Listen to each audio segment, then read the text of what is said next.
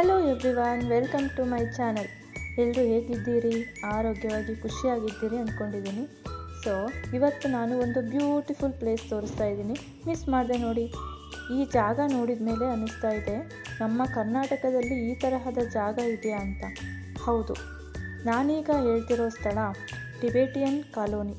ಹುಬ್ಬಳ್ಳಿಯಿಂದ 45 ಕಿಲೋಮೀಟರ್ ದೂರದಲ್ಲಿರುವ ಉತ್ತರ ಮುಂಡಗೋಡ ತಾಲೂಕಿನಲ್ಲಿರುವ ಟಿಬೇಟಿಯನ್ ಕ್ಯಾಂಪ್ ಅಥವಾ ಮಿನಿ ಟಿಬೇಟ್ ಎಂದೇ ಪ್ರಸಿದ್ಧವಾಗಿದೆ.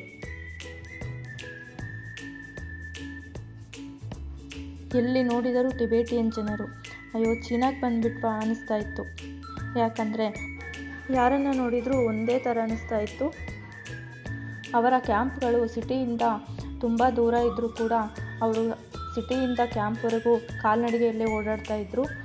ಅಷ್ಟೊಂದು ವಯಸ್ಸಾಗಿದ್ದರೂ ಕೂಡ ಅಲ್ಲಿರ್ತಕ್ಕಂಥ ಸನ್ಯಾಸಿಗಳು ನಡ್ಕೊಂಡೇ ಓಡಾಡ್ತಾ ಇದ್ರು.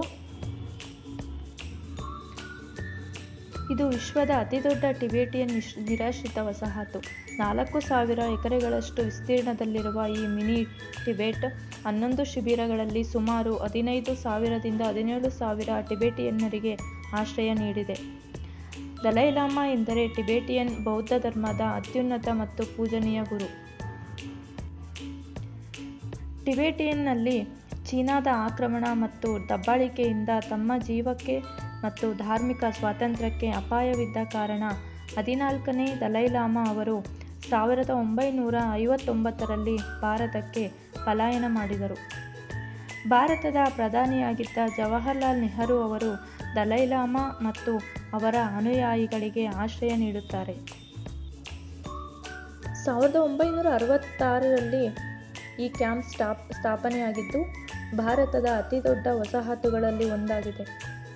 ಇಲ್ಲಿ ಬೌದ್ಧ ಮಠಗಳು, ಸಾಂಪ್ರದಾಯಿಕ ಶಿಕ್ಷಣ ಸಂಸ್ಥೆಗಳು ಮತ್ತು ಟಿಬೇಟಿಯನ್ ಸಂಸ್ಕೃತಿಯನ್ನು ಕಾಣಬಹುದು. ಇಲ್ಲಿ ನಾವು ಸುಂದರವಾದ ಟಿಬೇಟಿಯನ್ ವಾಸ್ತುಶಿಲ್ಪವನ್ನು ಕಾಣಬಹುದು. 10 ವರ್ಷದ ಕಿರಿಯ ಬೌದ್ಧ ಸನ್ಯಾಸಿಗಳಿಂದ 70 ವರ್ಷದ ಹಿರಿಯ ಸನ್ಯಾಸಿಗಳನ್ನು ಇಲ್ಲಿ ನಾವು ನೋಡಬಹುದು. ದಶಕಗಳು ಕಳೆದಂತೆ ಬೌದ್ಧ ಅಧ್ಯಯನ ಮಾಡುವ ಭಿಕ್ಕುಗಳ ಸಂಖ್ಯೆ ಹೆಚ್ಚಾಗಿ ಇದರಿಂದ ಮಾನೆಸ್ಟರಿಯ ಪ್ರಾರ್ಥನಾ ಸ್ಥಳವು ವಿಸ್ತಾರಗೊಂಡಿತು.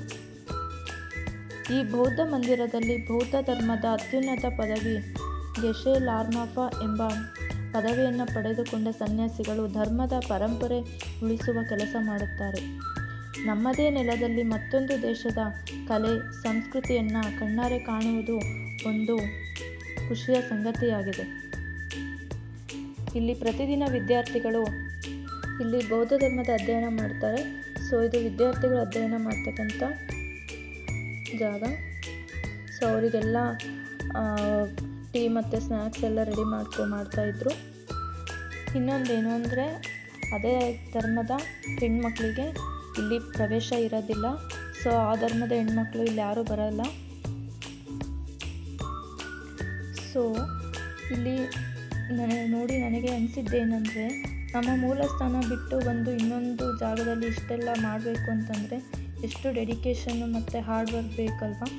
ಸೊ ಕ್ಯಾಂಪ್ ಅಂತೂ ತುಂಬ ಪೀಸ್ಫುಲ್ಲಾಗಿತ್ತು, ತುಂಬ ಕ್ಲೀನಾಗಿತ್ತು. So total 6 ಕ್ಯಾಂಪ್ಗಳಿದೆ.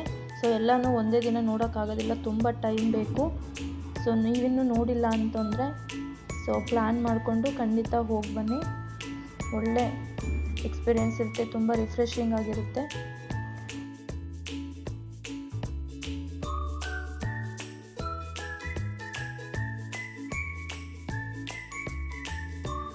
ಬುದ್ಧ ನಮ್ಮ ನಾಡಿನವನಾದ್ರೂ ಅವನ ಬೋಧನೆಗಳು ಅಲ್ಲಿಯ ಜನಕ್ಕೆ ಒಪ್ಪಿಗೆ ಆದವು. ಅವರು ಬೌದ್ಧ ಧರ್ಮವನ್ನು ಫಾಲೋ ಮಾಡಿದರು.